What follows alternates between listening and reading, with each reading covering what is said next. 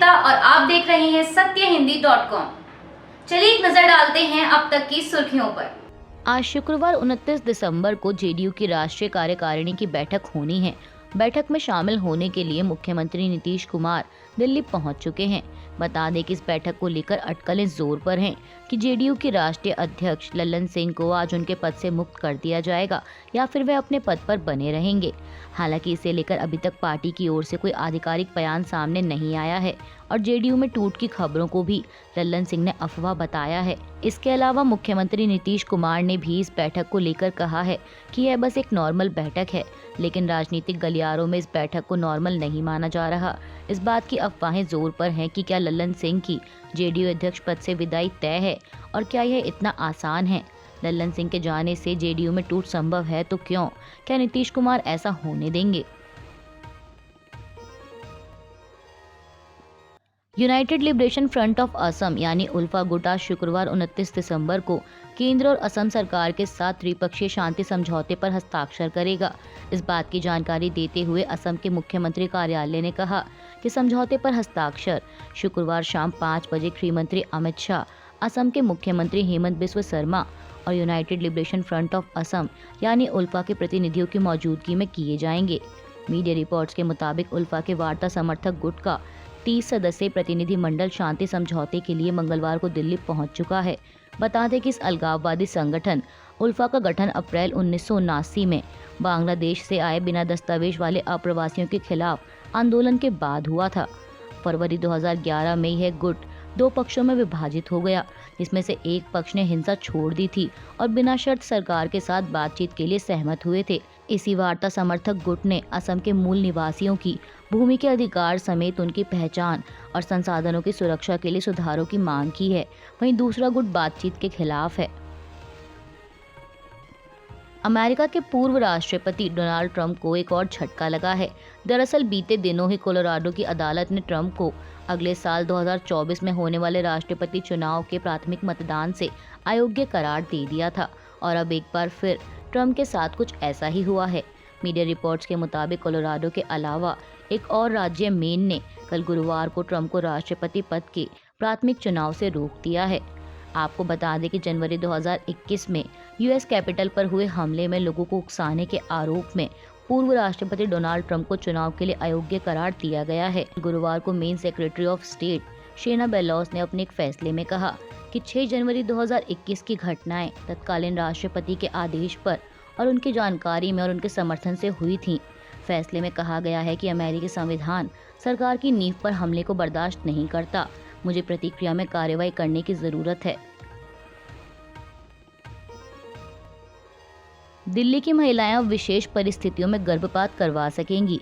दरअसल उपराज्यपाल वीके सक्सेना ने स्वास्थ्य और परिवार कल्याण विभाग के मेडिकल टर्मिनेशन ऑफ प्रेगनेंसी संशोधन अधिनियम 2021 को मंजूरी दे दी है और साथ ही एलजी सक्सेना ने अधिनियम के अधिसूचित होने में 2 साल की देरी पर नाराजगी जताते हुए दोषियों पर कार्रवाई का निर्देश दिया है। बता दें कि अब एक आरएमपी यानी रजिस्टर्ड मेडिकल प्रैक्टिशनर की राय पर गर्भधारण के 20 हफ्तों के अंदर और विशेष परिस्थितियों में 20 से 24 हफ्तों में 2 आरएमपी की राय पर गर्भपात करवाना संभव होगा। मीडिया रिपोर्ट्स के मुताबिक फॉर्म 1 में किए गए मुख्य संशोधनों के लिए केवल एक आरएमपी का नाम, योग्यता और पता जरूरी है। इसके अलावा फॉर्म में विवाहित महिला शब्द बदलकर सिर्फ महिला किया गया है और इसी तरह से पति शब्द बदलकर इसकी जगह साथी शब्द कर दिया गया है। ऐसे ही कई अन्य बदलाव फॉर्म 2 में भी किए गए हैं। तिरुवनंतपुरम से कांग्रेस के लोकसभा सांसद शशि थरूर ने अपने एक बयान के दौरान लोकसभा का अंतिम चुनाव लड़ने के संकेत दिए हैं। हालांकि थरूर ने स्पष्ट किया कि मैंने कभी ऐसा नहीं कहा, लेकिन मुझे लगता है कि यह मेरा आखिरी चुनाव हो सकता है। दरअसल मीडिया से बातचीत के दौरान थरूर ने युवाओं को मौका देने की वकालत की थी, जिसके आधार पर माना जा रहा है कि तिरुवनंतपुरम से वे अंतिम बार चुनाव लड़ सकते हैं। कांग्रेस सांसद ने पत्रकारों से बातचीत के दौरान कहा कि इस बारे में कोई अंतिम निर्णय नहीं हुआ है क्योंकि यह राजनीति है। उन्होंने कहा कि मेरा मानना है कि युवा लोगों के लिए जगह बनाने का समय आता है और यही मेरी सोच है। थरूर ने कहा कि राजनीति में एक और नारा है कि कभी ना मत कहो। बता दें कि इससे पहले भी मीडिया रिपोर्ट्स के अनुसार थरूर ने कहा था कि वह अपने गृह राज्य में तिरुवनंतपुरम सीट से चुनाव लड़ने को तैयार हैं। हालांकि अंतिम फैसला पार्टी को करना है। थरूर ने कहा कि लोकसभा चुनाव 2024 उनके लिए आखिरी हो सकता है, लेकिन वे अपने काम और कीर्तिमान के आधार पर चुनावी समर में ताल ठोकेंगे। केरल के राज्यपाल आरिफ मोहम्मद खान को एक बार फिर स्टूडेंट्स फेडरेशन ऑफ इंडिया के कार्यकर्ताओं के विरोध का सामना करना पड़ा है। कल गुरुवार शाम जब वह दिल्ली से तिरुवनंतपुरम पहुंचे तो एसएफआई के कार्यकर्ताओं ने उन्हें काले झंडे दिखाए और जब राज्यपाल का काफिला एयरपोर्ट से राजभवन की ओर जा रहा था तो इस दौरान एसएफआई कार्यकर्ताओं ने जनरल अस्पताल जंक्शन के पास विरोध प्रदर्शन भी किया। हालांकि पुलिस ने तुरंत कार्रवाई करते हुए विरोध प्रदर्शन कर रहे 4 एसएफआई कार्यकर्ताओं को हिरासत में ले लिया। बता दें कि ये घटना राज्यपाल के एयरपोर्ट से बाहर आने पर मीडिया से बातचीत के बाद हुई।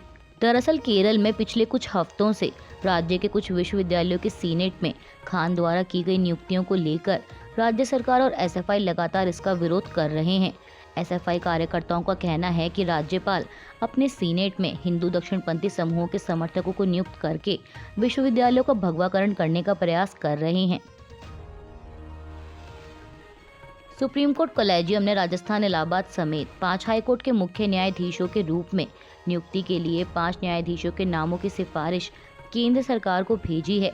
राजस्थान हाईकोर्ट के मुख्य न्यायाधीश के रूप में न्यायमूर्ति मनेंद्र मोहन श्रीवास्तव, पंजाब एवं हरियाणा हाईकोर्ट के लिए न्यायमूर्ति शील नागू, गुवाहाटी हाईकोर्ट के लिए न्यायमूर्ति विजय बिश्नोई, इलाहाबाद हाईकोर्ट के लिए न्यायमूर्ति अरुण भंसाली और झारखंड हाईकोर्ट के लिए न्यायमूर्ति BR सारंगी के नामों की सिफारिश की गई है। भारत जोड़ो यात्रा की सफलता के बाद कांग्रेस की नई यात्रा, जिसे भारत न्याय यात्रा नाम दिया गया है, 14 जनवरी 2024 से शुरू होने जा रही है। इसे लेकर केंद्रीय मंत्री स्मृति ईरानी ने कांग्रेस नेता राहुल गांधी पर निशाना साधा है। उन्होंने कहा कि जो लोग अन्याय के लिए जाने जाते हैं वे न्याय का ढोंग कर रहे हैं। केंद्रीय मंत्री ने कार्यक्रम से इतर मीडिया से बातचीत के दौरान यह बात कही। बता दें कि स्मृति ईरानी अपने संसदीय क्षेत्र अमेठी के 2 दिवसीय दौरे पर हैं। इस दौरान उन्होंने कई कार्यक्रमों में हिस्सा लिया और बीजेपी की आयुष्मान भारत योजना के बारे में भी लोगों को बताया।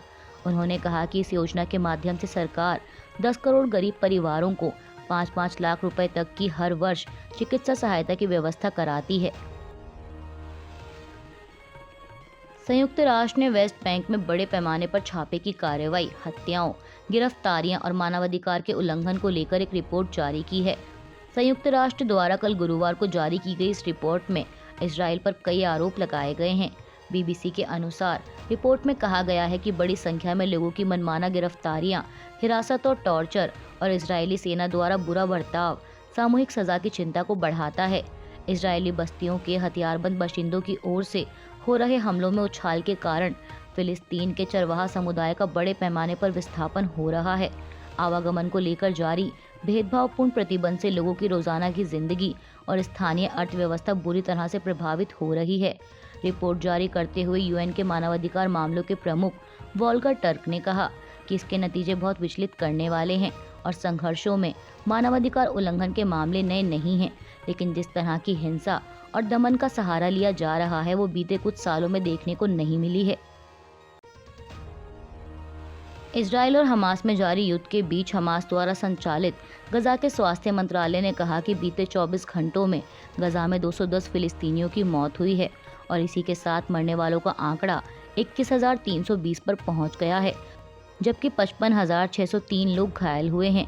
स्वास्थ्य मंत्रालय के अनुसार कल गुरुवार सुबह गजा के उत्तर में बेत लाहिया, दक्षिण में खान यूनिस और मध्य में मगाजी शरणार्थी कैंपों में हुई इजरायली बमबारी से कम 50 फिलिस्तीनियों की मौत हो गई। इसके अलावा खान यूनिस के अलमाल अस्पताल के आसपास हो रही बमबारी से भी कई लोगों की जान गई है। कर्नाटक के मुख्यमंत्री सिद्धरमैया ने अपने एक हालिया बयान में कहा है कि कांग्रेस नेता राहुल गांधी को प्रधानमंत्री बनाया जाना चाहिए। समाचार एजेंसी ANI के मुताबिक सिद्धरमैया ने कल गुरुवार 28 दिसंबर को बेंगलुरु में कहा कि आज देश जिन मुद्दों का सामना कर रहा है उन्हें केवल कांग्रेस ही हल कर सकती है और इसके लिए राहुल गांधी को प्रधानमंत्री बनाया जाना चाहिए। बता दें कि मुख्यमंत्री सिद्धरमैया का यह बयान ऐसे समय पर आया है जब हाल ही में हुई विपक्षी गठबंधन इंडिया की बैठक में कांग्रेस अध्यक्ष मल्लिकार्जुन खड़गे को 2024 के लोकसभा चुनाव के लिए गठबंधन का PM चेहरा बनाने की वकालत की गई थी। CM सिद्धरमैया ने यह बात बेंगलुरु में कांग्रेस के 139वें स्थापना दिवस समारोह को संबोधित करते दौरान कही। कतर में मौत की सजा पाए 8 पूर्व भारतीय नौसैनिकों को कल गुरुवार 28 दिसंबर को बड़ी राहत मिली है। मीडिया रिपोर्ट्स के मुताबिक कतर की अदालत ने इन 8 पूर्व नौसैनिकों की मौत की सजा पर रोक लगा दी है। बता दें कि 8 भारतीयों को अगस्त महीने में कथित जासूसी के मामले में हिरासत में लिया गया था और सभी को 26 अक्टूबर को मौत की सजा सुनाई गई थी। हालांकि कतर ने आरोपों को लेकर आधिकारिक तौर पर अभी तक कुछ नहीं कहा है। वहीं इस फैसले पर हैरानी जताते हुए भारतीय विदेश मंत्रालय ने कतर में स्थित कोर्ट का दरवाजा खटखटाया था। कतर में मौत की सजा पाए 8 भारतीयों को मिली राहत पर प्रतिक्रिया देते हुए बीजेपी ने इसे मोदी सरकार की जीत बताया है।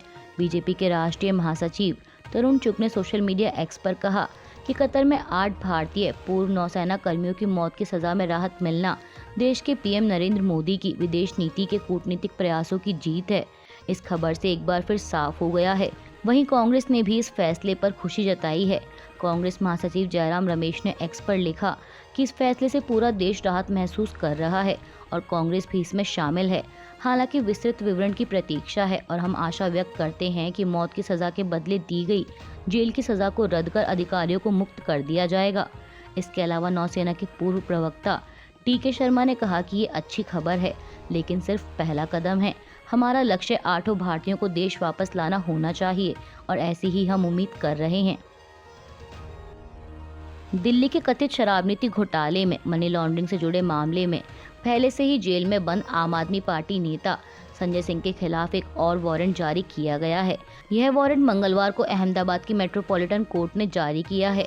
बता दें कि प्रधानमंत्री नरेंद्र मोदी की शैक्षिक डिग्री को लेकर संजय सिंह द्वारा की गई टिप्पणी के खिलाफ मानहानि के एक मामले में यह आदेश दिया गया है। वही मामले को लेकर संजय सिंह के वकील ने कोर्ट को बताया कि दिल्ली के तिहाड़ जेल में बंद रहने के कारण उनके मुवक्किल की ओर से उन्हें कोई निर्देश नहीं मिले हैं। स्टॉक मार्केट आज शुक्रवार 29 दिसंबर को फ्लैट नोट पर खुली है, जहां निफ्टी 60 अंकों की नरमी से 21,700 के लेवल पर ट्रेड कर रहा है, तो वहीं सेंसेक्स 180 अंक टूटकर 72,700 के लेवल पर आ गया है। बता दें कि इससे पहले कल गुरुवार को सेंसेक्स 371 अंक ऊपर 72,410 पर बंद हुआ था। बात करें बैंक निफ्टी की, तो बैंक निफ्टी 170 अंक गिरकर 48,337 के लेवल पर ट्रेड कर रहा है। अभी के लिए बस इतना ही। बाकी की खबरों के लिए बने रहिए सत्यहिंदी.com के साथ।